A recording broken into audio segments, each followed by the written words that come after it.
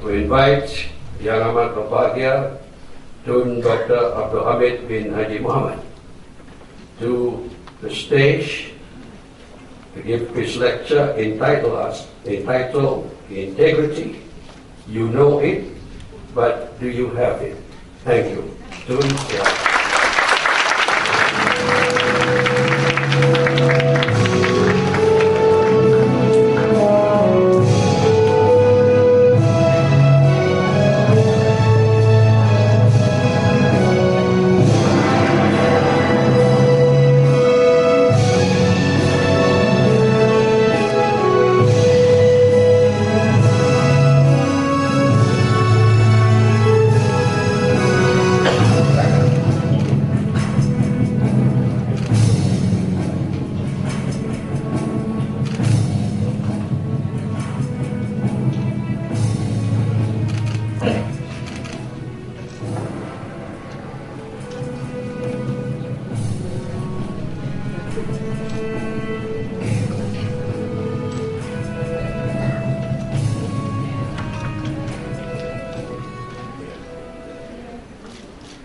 Assalamualaikum warahmatullahi wabarakatuh. Yang berbahagia Tan Sri Leo Mogi, Chairman of DNB and UNITEN. Yang berbahagia Datuk Sri Profesor Mashkuri Yaakob, Vice Chancellor of UNITEN. Representatives from the Malaysian Institute of Integrity. Distinguished guests, ladies and gentlemen, good afternoon. And I got it on the text, Salam Satu Malaysia. First time I'm saying it.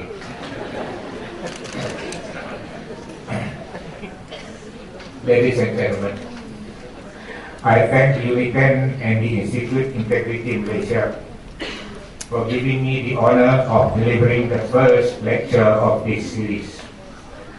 I am more honored by the fact that this lecture is on integrity, which makes me believe that I must have some integrity, at least sufficient to deliver this lecture, provided that the invitation is not a mistake. As I am not an academician, I have decided to speak about what I have seen, heard and experienced throughout my life vis-a-vis integrity. So if you were to ask me how long I took to prepare this lecture, my answer is 69 years and 10 months.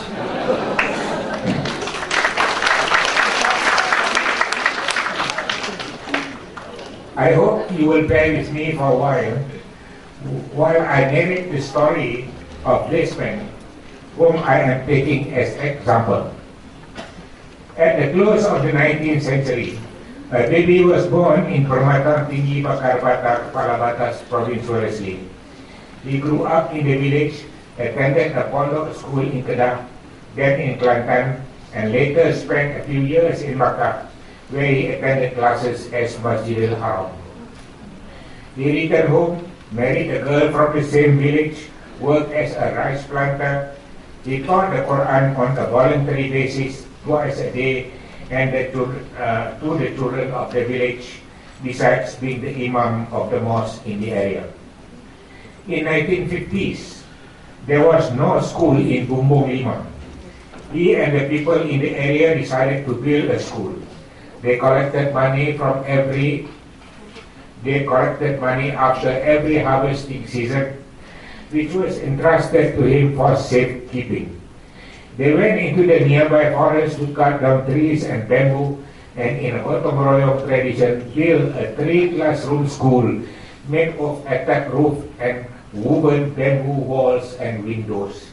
The government provided the teachers, and the children of the nearby villages went to school. The mosque, with woven bamboo walls, was old and rotting. He initiated a fund to build it, collecting 15 ringgit, if I'm not mistaken, from his family after every harvesting season. He kept the money in safe custody bundled in an old piece of cloth and known to the wife and children as the Great Masjid, and no one would touch it.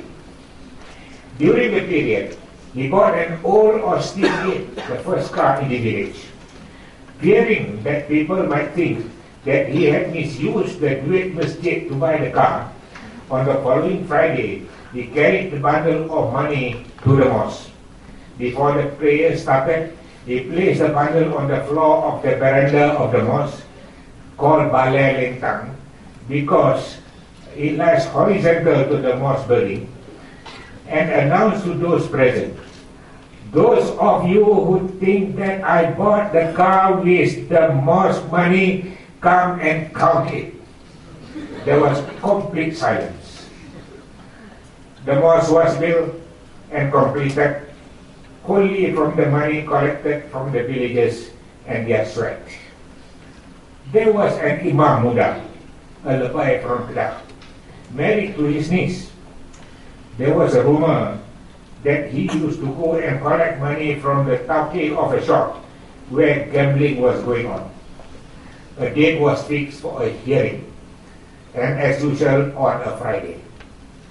Our subject challenged those who saw the incident to come forward and repeat their allegation. Two men came forward and swore that they were in the shop, and they saw the Imam Muda came and took the money from the tauke. The Imam Muda was relieved of his position. There was no Majlis Ugama Islam yet at that time. There was an Indian man by the name of Bangaru, living just outside the village. He had 11 young children, and his wife had died of childbirth. Their mud house was flooded. He invited Bangaru and his children to live temporarily under his Malay Tat Kampung house built on stilts. They lived there until the flood subsided. About 30 years later, a car came to our house, to the subject's house. There were 3 Indian men in the car. The 2 younger men carried an old and sickly man sitting on the back seat of the car into the subject's house, which was a new one, though on the same spot as the old one. The old and sickly Indian man was no other than Bangaru. He wanted to meet Haji, that's the way he called our subject, for the last time before he died, and to thank Haji for all his help. Bangaru died soon after that. He knew how to say thank you. There were 2 Chinese families living just outside the village. They always quarreled with each other and would run to Haji's house to complain about the other. Needless to say, our subject would advise them to live as good neighbors. After all, there were only 2 of them there. Another Chinese man, a complete outsider, came to open a bicycle shop in the nearby Bumbung Lima. He had no money. He went to see our subject to borrow a few hundred ringgit, who gave the money, and mind you, strictly without interest, as interest is riba. The Chinese man's business grew, and he ventured into another business before he died. His children inherited his businesses and are well off now, but I doubt whether they know the story. One day, the aged mother of the Pulu came to his house crying. His son had chased her out of the house. More than a decade later, the Pulu himself, now retired, came to him complaining that he had been chased out of the same house by his son. Of course, our subject reminded the Pulu of the earlier incident. He was already very old then, but he could still cycle. Someone informed him of some people gambling in the bushes nearby the village. He cycled there, and on seeing him approaching, they all fled. It was not a case of fear, but a shame to be seen by him gambling. He died at the age of about 100. Unfortunately, we did not know his date of birth. Even then, he died in silence. He had complained of feeling feverish. He wanted to take his ablution, which he did. He asked for a clean sarung and baju Melayu.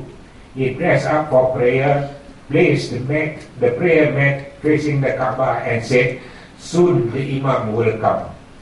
Not comprehending what he really meant, his son replied, "No, it is still too early for Maghrib."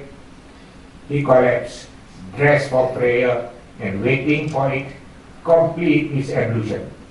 Then the children understood what he meant by "soon the Imam will come." That night, 3 generations of his students kept awake and recited the Quran to him. The Jews in the village insisted that they wanted to carry his body to the cemetery about 2 miles away instead of being transported by van. Why do people go to him for advice? For settlement of disputes and for all kinds of things. Why do people not want to be seen by him doing something wrong? The answer is that they have a lot of respect for him. Why do they respect him?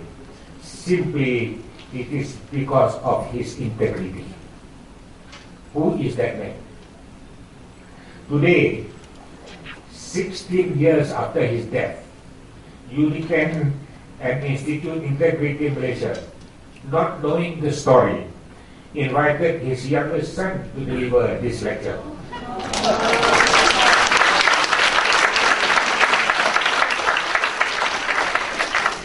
Yes, that man is my father, Haji Muhammad bin Haji Abdullah, or better known as Pak Su or Pak Cik Haji Ahmad, depending on whether you are from the paternal or maternal side. If I deserve this invitation, I owe it to him, and I dedicate this lecture to him. May Allah bless his soul.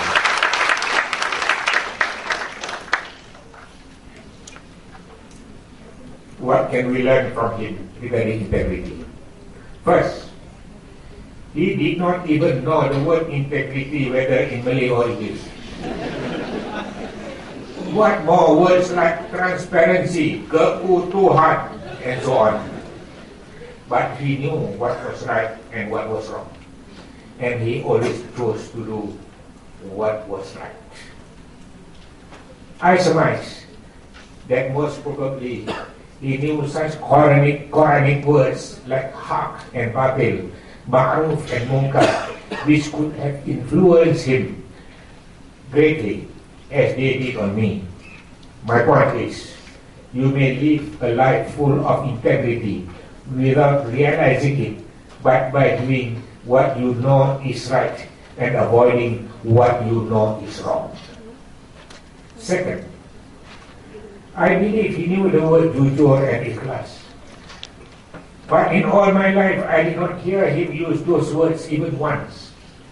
But what he did not preach through words, he perhaps without realizing it was preaching through examples. There is nothing more effective than preaching through example. As far as I have read, that was what Prophet Muhammad SAW did. Due to his excellent examples and also being a prophet, the Sahabah like Abu Hurairah would follow him, observe every movement he made and every word he said in answer to questions or otherwise, and recorded them faithfully. All those examples became traditions and followed all over the world for 1.5 millennium now.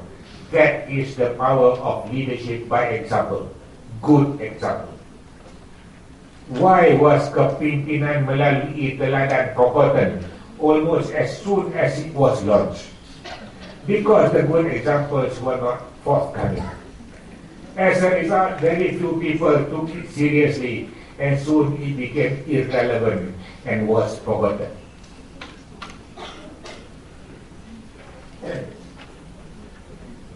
You will be surprised. Even Madonna, the material girl,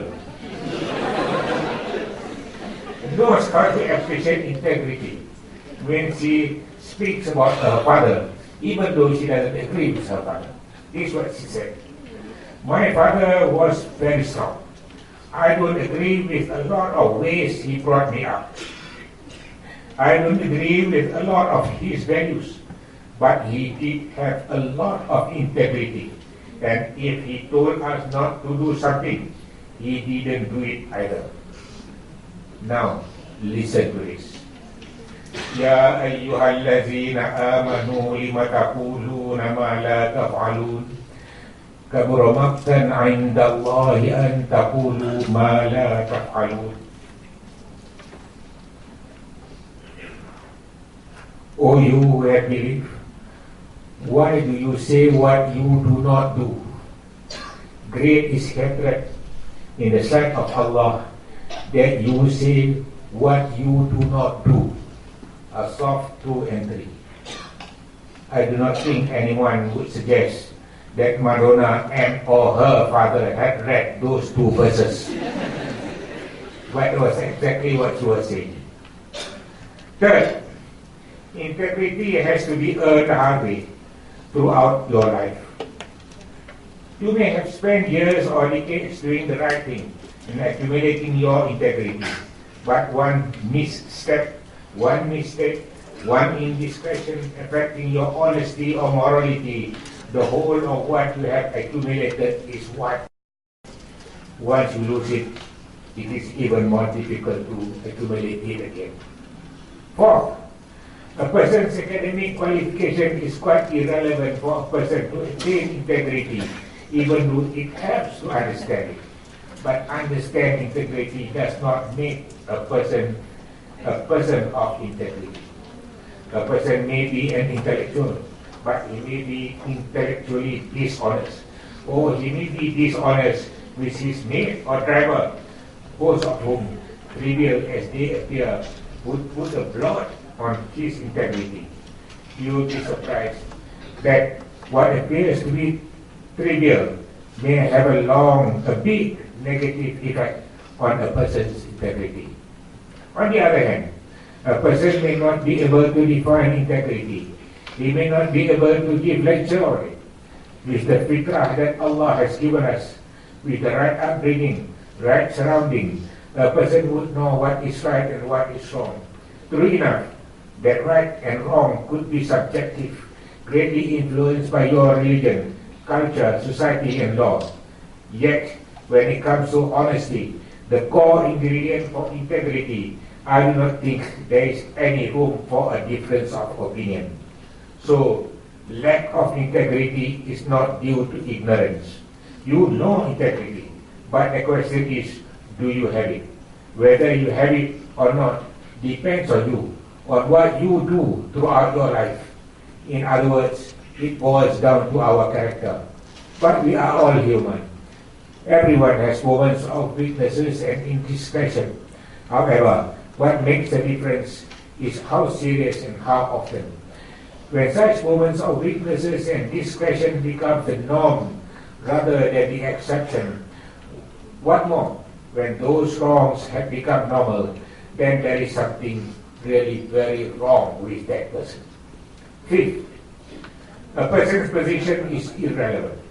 He may hold very high position, an important position, or powerful position.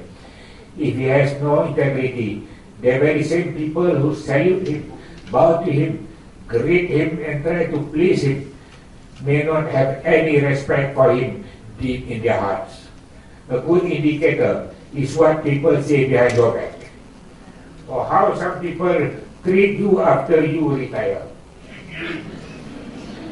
Whether see you walking at the supermarket, people whom you don't even remember or recognize would walk up to you, greet you, introduce themselves, ask how are you, and wish you well. Or even those whom you recognize, just turn away. That is why I used to say that the real assessment of our career while we are still alive is when we retire. The final one is when we die. 6. Integrity requires no advertisement, if you have it. Neither can you hide it if you don't have it. Actually, a person's honesty can be seen on his face. I am sure you have experienced listening to a speaker whose delivery was impeccable, who was very fluent and witty, and who spoke without text. You were mesmerized by him. But when he stopped, and the moment the sound of clapping died down, you wondered whether he meant what he said. On the other hand, you would have experienced listening to another person who read his speech with some difficulty, but even as he spoke, to quote Allahyarham Tun Muhammad Sufyan, I'm quoting him, you could see his honesty shining through his forehead. Out of good curiosity, I tried to check what other people have said or written about integrity, focusing on the word integrity itself in relation to individual integrity as against organizational integrity. I find the results interesting. Let us run through a few of them. Well, I Google. First, a person is not given integrity. It results from the relentless pursuit of honesty all the time. Unknown, you don't know who says that. 2. Integrity is what we do, what we say, and what we say we do. Don't tell. 3. Integrity is the essence of everything successful. Richard Buckmaster Fuller. Next, integrity is doing the right thing, even if nobody is watching. Nobody, we don't know who said that. My father seems to know it. Next, have the courage to say no. Have the courage to face the truth. Do the right thing because it is right. These are the magic keys to living your life with integrity. William Clement Stone. And next, integrity is telling myself the truth. Honesty is telling the truth to other people. Spencer Johnson. Surprisingly, they all seem to be talking about the same thing. Well, I've been talking about integrity at individual level. To me, that is where it all begins. Whether you are looking at individual, group, society, or organizational level. Of course, at group, society, and organizational levels, other additional factors come into play. Let us take a glance at the society level. First, let us take a few random samples focusing on honesty, the key ingredient to honesty. Honesty, the key ingredient to integrity. These random samples.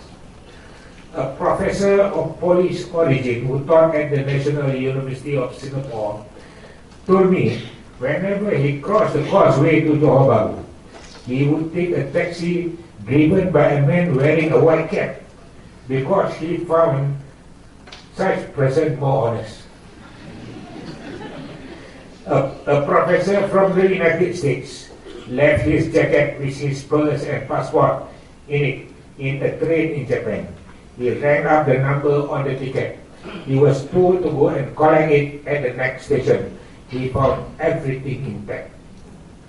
The captain of an international merchant ship told me that the worst port in the world in terms of cheating is a port in a predominantly Muslim country in the Middle East. Traveling in Switzerland, I saw farmers placing a table on the side of the road with vegetables for sale. The vegetables had been weighed and each bundle had a price tag on it. There was a box on the table for you to put your money into. If you have no change, you may open the box and take your change. Mind you, there was nobody around. I told a friend about it. He said that if you were to do it here, even the table would be gone.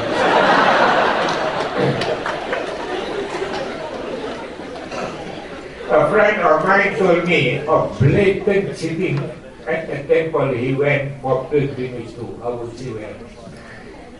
In 1981, I was transferred to a state as a state legal advisor. A few days before the Eid al-Fitr, I went to the mosque to pay my fitrah.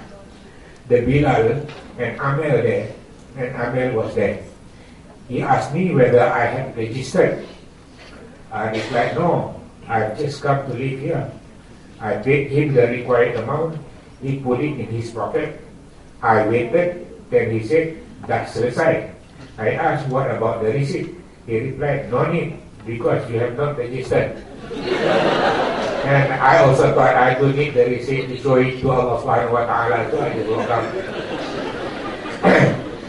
If you go to Mecca, you will find that the moment the azan is heard, shopkeepers would just leave their merchandise and head for the mosque.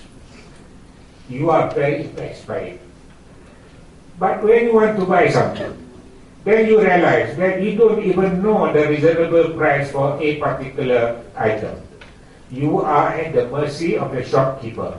He may quote whatever price he likes, sometimes taking advantage of the ignorance and the naivety of the customer. It is up to the customer to bargain. To him, it is legal. Strictly, from the Qibti perspective, it may be legal, but is it honest? Is that what Sharia is all about?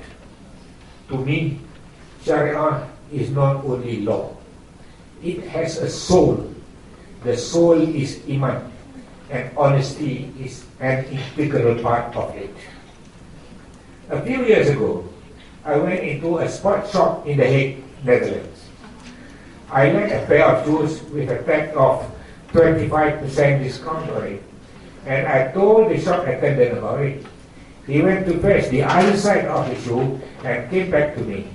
He pointed to a small hole at the side of the shoe and said, you see the hole here? We only have this pair. I cannot sell you for 25% discount. If you want this pair, I'll give you 50% discount. Or you can go to our other branch and get a new pair for 25% discount. The Makkah and the Hague experience are very interesting there. The Hague shop assistant was actually practicing the Sharia principle that it is obligatory for the seller to disclose the defects in the goods he is selling. Obligatory, wajib. On the other hand, the shopkeeper in Makkah was practicing the common law principle of caveat emptor, buyers beware, without knowing it either. Between the two practices, which is more Islamic?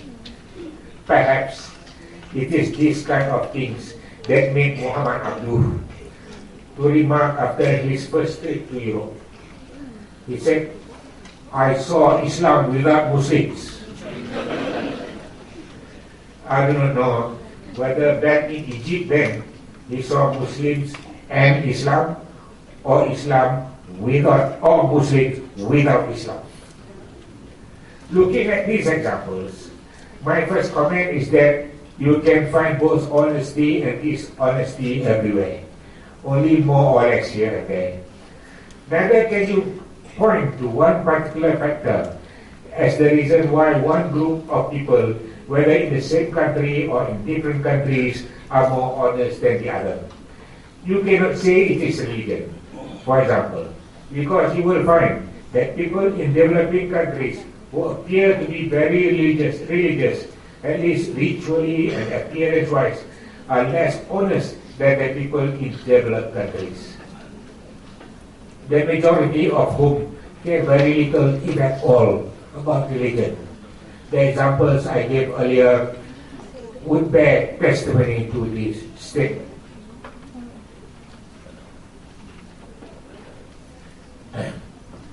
We also cannot generalize that people belonging to a particular religion is more honest than the other. We find that people belonging to the same religion in one country is more honest and less corrupt than in another country. I think the answer lies in a combination of factors, including religion, moral, ethics, culture, education, upbringing, level of economy, opportunity in case of corruption, greed on competition, especially in the business world, and law and order.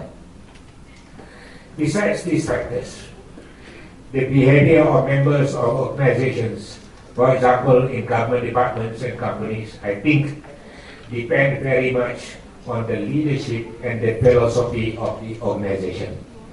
The story of the professor who left his jacket on the train in Japan, the story of the shop assistant in The Hague, the story of the shopkeeper in Makkah are examples of the philosophy of the organization. At national level, more so in the fight against corruption, there must be political will, the determination to fight corruption, and the examples of not being involved in it. Singapore has been quite successful in this. Admittedly, politics in Singapore is more straightforward. There is no opposition really. There, a political party does not need big capital to fight an election. On the other hand, there is a completely different election culture here. Sadly, that has become the Malaysian culture. My worry is that we have reached a stage where voters are offering their votes for sale to the highest bidder, purely for short-term personal gains, and the political parties have no choice but to keep bidding, disregarding its effect on the economy, the country, or the nation. What more if the politicians have stopped thinking beyond 5 years?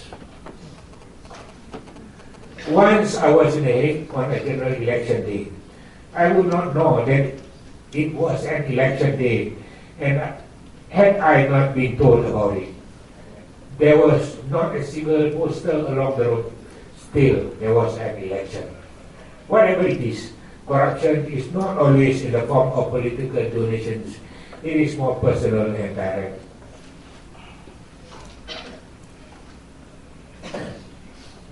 What is important is that the political leaders, top-level administrators, corporate leaders must be serious about combating corruption and must lead by examples, good examples. When I mention corporate leaders, I'm referring to all the givers. Very often, people tend to focus only on the public sector while the private sector escapes attention. Government, public servants, judges, and others must be clean. Companies and businessmen need not, and they are only to be judged by how much profit they make. That culture has to change. When I mention politicians, I mean all politicians, whether they are at the moment running the government or in the opposition. For those in power, the attitude that they are an exception is definitely not going to help. In the fight against corruption, no one is special, and no one is an exception. For those in the opposition, the attitude that today is your turn and tomorrow will be my turn is not going to help either. Unfortunately, even in combating corruption, political interest still rules. I was chairman of the Advisory Council of the Malaysian Anti-Corruption Commission, MACC, until I resigned because of my long hospitalization. During the 2 years that I was chairman, I saw the frustrations of the officers who were discharging their duties diligently and honestly. They should get the full support from everyone, because the fight for corruption is a common ground for all. Instead, some groups take side according to their vested interests in the name of the people, justice, fairness, equality, freedom of speech, human rights, democracy, and so on. They scream for action to be taken against their opponents. But when their members were investigated, they alleged that they were persecuted. When their opponent was arrested, charged, tried, and convicted, There was complete silence from them. When one of their men fell from the office of the MACC and died, they straight away blamed the MACC for it. The NGOs too joined in. When an inquest was held, it was criticized, forgetting that such inquests were normally held in such cases since the British introduced the Criminal Procedure Code in this country. While the inquest was going on, demonstrations were held, in effect demanding that decisions be made the way they want it to be. That inquest took 51 working days over a period of 18 months. It was followed by a commission of inquiry of 5 members, which took another 51 working days of public hearing. Everyone sympathizes with the deceased and his family. Nobody wants such an accident to happen, but such an incident to happen. But we should be fair to all. Let the process of the law take its course first, at least. Independence of the judiciary does not only mean non-interference by the executive. What applies to the executive equally applies to everybody. In a similar incident involving a senior customs officer, which happened about 2 years later, only an inquest was held. It proceeded quietly and smoothly, and it took only 15 working days over a period of 3 months. There was no commission of inquiry. There were no demonstrations, and even NGOs that were so vocal in the first case were notably quiet in the second case. How do you explain that?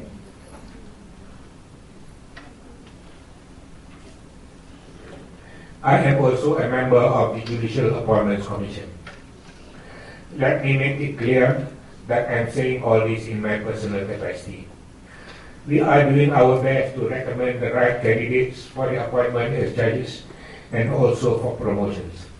We are also trying to restore the integrity of the judiciary, which was at its lowest following the BK Lingam video clip incident. I dare say that the integrity of the judiciary has improved significantly in the last 4 years. Besides, the courts have succeeded to reduce the backlog, and to reduce the period taken for the disposal of cases to such an extent that even the World Bank has given a favorable report about it. But look at the recent case involving an opposition political leader. I am not saying whether the judgment is right or wrong.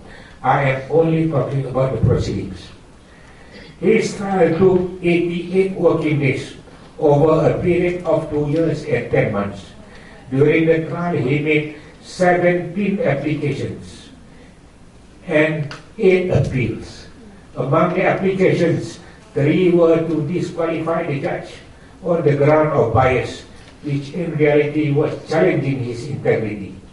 We also read reports of attempts to discredit the judiciary and to question the independence of the judiciary, not only domestically, but also internationally.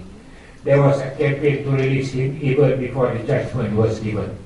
However, when the judgment turned out to be in his favor, he said that he was acquitted because the government, I repeat, the government, was worried about the negative image abroad if he were convicted. Is that not equating the court with the executive?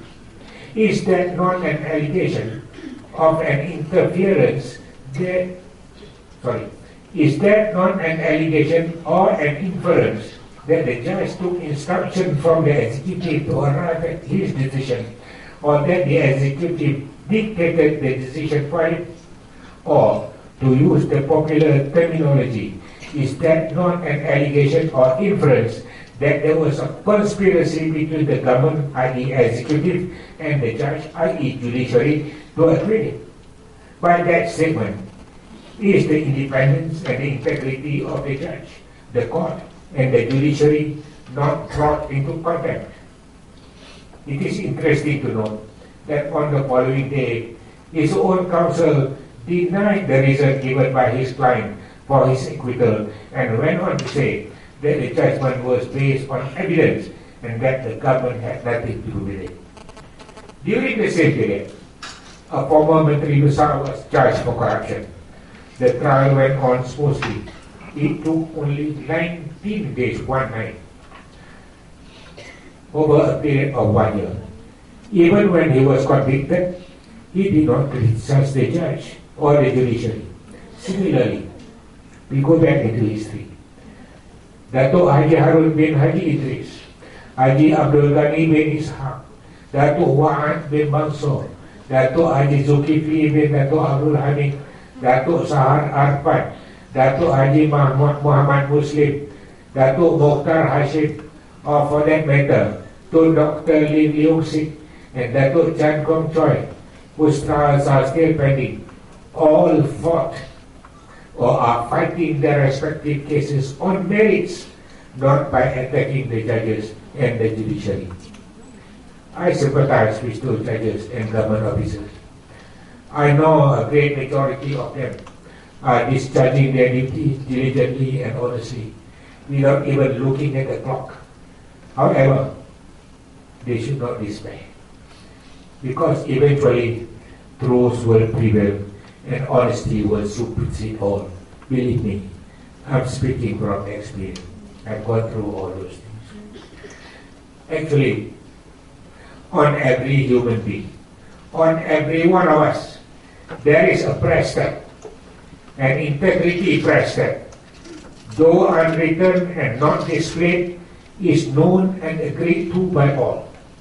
Behind the praises, the handshakes, and the smiles that people give us deep inside their hearts, it is that invisible integrity price tag attached to us that matters. Perhaps that is why Ralph Waldo Emerson said, a little integrity is better than any career. To conclude, and with the voice that Allah subhanahu wa ta'ala has given back to me, let me remind myself and those who do not mind being reminded with the words of Allah. لَقَدْ خَلَقْنَا الْإِنسَانَ فِي أَحْسَنِ تَقْوِيمٍ ثُمَّ رَدَدْنَاهُ أَسْفَلَ سَافِلِينَ إِلَّا الَّذِينَ آمَنُوا وَعَمِلُوا الصَّالِحَاتِ فَلَهُمْ أَجْرٌ غَيْرُ مَمْنُونٍ. We have indeed created man in the finest of molds. Then we reverse him to the lowest of the low, except those who believe and did good works, and for them there is reward unending. At-Tin 4, 5, and 6. Hopefully, we will be among the exceptions. Thank you very much.